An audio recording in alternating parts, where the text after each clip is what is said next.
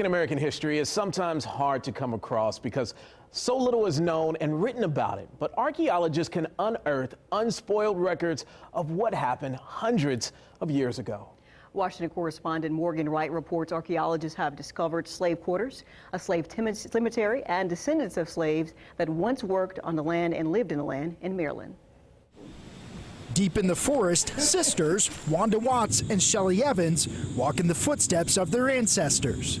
I just want to know for sure where they come from. It's one thing to know that you're from Baltimore, Maryland, but we know that our ancestry goes much further back. The two women share a frustration common to many African Americans whose ancestors were enslaved in America. As African Americans on this continent, we have no history. We begin and we end here. But thanks to a recent and accidental discovery, the sisters may have uncovered their family's hidden history on this piece of land. My three times great-grandmother was born here, that Thomas Burley, purchased her. Evans and Watts are the descendants of slaves who lived, worked, and may have died here on what was the Belvoir plantation.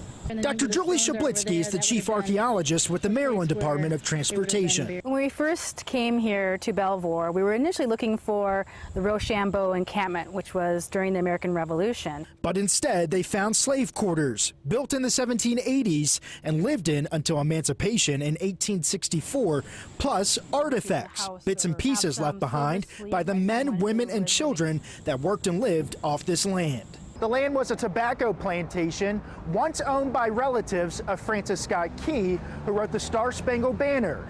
A former resident of the property tipped Dr. Shablitsky's team off to what they thought could be a slave cemetery tucked along a ravine deep in the woods.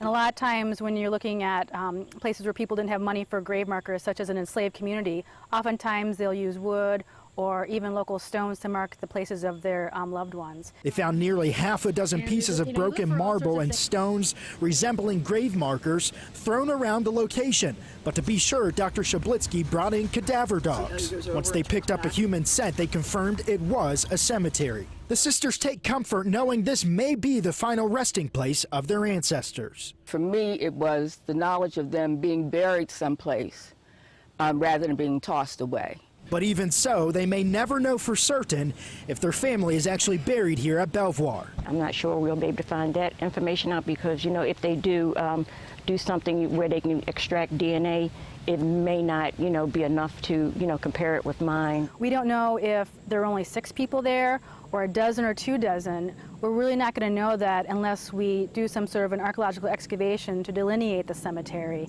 The sisters say this has been a liberating experience. Other, relatives could be buried here, and that's what has me very excited, And I don't know if we'll ever find that out or not, but, I'm here every step of the way. The sisters' journey through this sacred ground takes them back to a darker time in our nation's history.